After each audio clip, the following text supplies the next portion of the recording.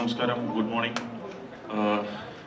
കുറച്ച് താമസിച്ചു. നമ്മൾ 10:30 എന്ന് പറഞ്ഞ സമയം പറഞ്ഞത് കുറച്ച് താമസിച്ചു. കാരണം ഏതൊരു പടമൊക്കെ പുതിയതായിട്ട് അനൗൺസ് ചെയ്യുമ്പോൾ കുറച്ച് കാലമായിട്ട് നടുവേദന കാലുവേദനയൊക്കെ ഇങ്ങനെ വരാറായിട്ടുണ്ട്. അപ്പോൾ ശത്രു സംഹാര പൂജ അങ്ങനെയുള്ള കുറച്ച് കാര്യങ്ങളൊക്കെ ചെയ്തിട്ട് വേണം തുടങ്ങണം എന്നുള്ളത് ഒരാളുടെ ഉപദേശം പ്രകാരം അങ്ങനെയൊക്കെ തുടങ്ങി. അതുകൊണ്ടിട്ടാണ് കുറച്ച് ലേറ്റായി പോയത്. സാധാരണഗതിയിൽ നമ്മളൊക്കെ സെറ്റിൽ ആർട്ടിസ്റ്റ് വരാനായിട്ടാണ് ഞങ്ങൾ വെയിറ്റ് ചെയ്യാറുള്ളത്. ബീച്ചാട്ടം വരാനായിട്ട് ക്രൂ വെയിറ്റ് ചെയ്യും. പക്ഷേ ഇന്ന് ഞങ്ങളത് നേരെ തിരിച്ചായിരുന്നു. ബീച്ചാട്ടം വന്നിട്ട് ബാക്കി കുറേ പേര് വരാനായിട്ട് വെയിറ്റ് ചെയ്തിരുന്നു. അപ്പം ബീച്ചാട്ടൻ്റെ മനസ്സിലുണ്ട് നീ ഷൂട്ട് തുടങ്ങട്ടാ എന്നുള്ളതൊക്കെ ഉണ്ട്. പുള്ളി എല്ലാത്തിനും അതിനും മറുപടി തരുന്ന ആളാണ്.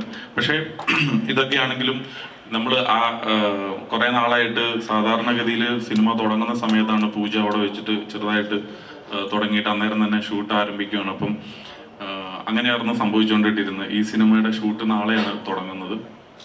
പക്ഷേ ഇന്ന് അതിൻ്റെ ഒരു പൂജാ ചടങ്ങ് നമ്മൾ വെച്ചു. കാരണം പുതിയൊരു ഡയറക്ടർ മലയാള സിനിമയിലേക്ക് വരികയാണ്. അപ്പോൾ ആളുടെ ഒരു സന്തോഷം. ഞാനൊക്കെ ഫസ്റ്റ് സിനിമ ചെയ്യുന്ന സമയത്ത് ഒഴിവിന്ന് 2 ബസ് ആളൊക്കെ ഉണ്ടായിരുന്നു ഇവിടെ പൂജ കൂടാനായിട്ട്. അപ്പോൾ അത്രയ്ക്ക് നമുക്ക് ഫസ്റ്റ് സിനിമ ചെയ്തപ്പോൾ അത്രയും സന്തോഷം ഉണ്ടായിരുന്നു. സോ അപ്പോൾ ഒരു ഡയറക്ടർ പുതിയ തുടക്കമാണ്. അപ്പോൾ ആ സന്തോഷത്തിനൊപ്പം നമ്മൾ നിൽക്കുക. പിന്നെ ഈ സിനിമയിൽ പ്രൊഡക്ഷൻ നമ്പർ 32, 36, 37 ഡിസോർഡറായിട്ട് ഇങ്ങനെ കാട്ടിയിട്ടുണ്ടായിരുന്നു. അപ്പോൾ അത് ഈ സിനിമയുടെ സ്ക്രിപ്റ്റ് റെഡിയാകാനായിട്ട് ബിജു ചേട്ടൻ തന്ന സമയമാണ് പല സിനിമകളും അതിൻ്റെ ഓർഡർ തെറ്റിച്ചത്.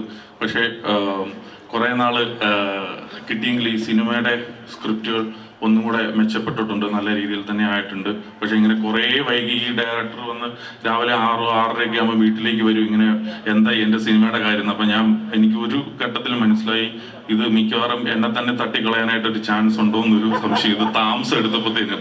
അപ്പോൾ ഇതിൻ്റെ മ്യൂസിക് ഡയറക്ടർ തന്നെ എൻ്റെ അടുത്ത സിനിമയിൽ ദിലീപേട്ടൻ്റെ പടത്തിൻ്റെ മ്യൂസിക് ഡയറക്ടറായി മാറി. ആ മ്യൂസിക് ഡയറക്ടറെ കൊണ്ടുവന്നു ഈ ഡയറക്ടറാണ്. പക്ഷെ ഈ ഡയറക്ടറുടെ സിനിമ നടക്കുന്നില്ല. അപ്പം അങ്ങനെയൊക്കെ. അപ്പം ബിജേട്ടനോട് ഞാനിത് ഷെയർ ചെയ്തപ്പം ബിജേട്ട ഞാൻ പറഞ്ഞു, ബിജേട്ട സുഗമമായിട്ടുള്ളൊരു ജീവിതത്തിന് ഈ സിനിമ പെട്ടെന്ന് കമ്മിറ്റ് ചെയ്യുന്നതാണ് നല്ലത്. അപ്പം ബിജു ചേട്ടനും അത് ബോധ്യപ്പെട്ടുകൊണ്ടിട്ടാണ് നാളെ മുതൽ ഈ സിനിമ ആരംഭിക്കാനായിട്ട് പോകുന്നത്. Thank you ബിജേട്ട. ബിജേട്ടനും ജീവന് പേടിയുണ്ടെന്ന് എനിക്ക് മനസ്സിലായി. എനിക്ക് വളരെയധികം സന്തോഷം. ഒരുപാട് നല്ല ക്രൂസ് ആണ് ഇതിൻ്റെ അകത്ത് ഉള്ളത്. ഇപ്പോൾ ഡയറക്ടർ, മ്യൂസിക് ഡയറക്ടറൊക്കെ പുതിയതാണെങ്കിലും വളരെ എസ്റ്റാബ്ലിഷ്ഡ് ആയിട്ടുള്ള ആളുകളാണ്, എക്സ്പീരിയൻസ്ഡ് ആയിട്ടുള്ള ആളുകളാണ് ഈ സിനിമയുടെ പുറകിൽ പ്രവർത്തിക്കുന്ന ടെക്നീഷ്യന്മാരായിട്ട്. അതുപോലെ തന്നെ ഈ സിനിമയുടെ എനിക്ക് തോന്നുന്നത് ഓരോ ആർട്ടിസ്റ്റും ഒരു ചെറിയ റോൾ ചെയ്യുന്നത് പോലും നല്ല മികവുറ്റ ആർട്ടിസ്റ്റാണ് ഇതിൻ്റെ അകത്ത് ഉള്ളത്. വിനീത് ഫോർട്ട് ആയിക്കോട്ടെ, ഗണപതി ആയിക്കോട്ടെ,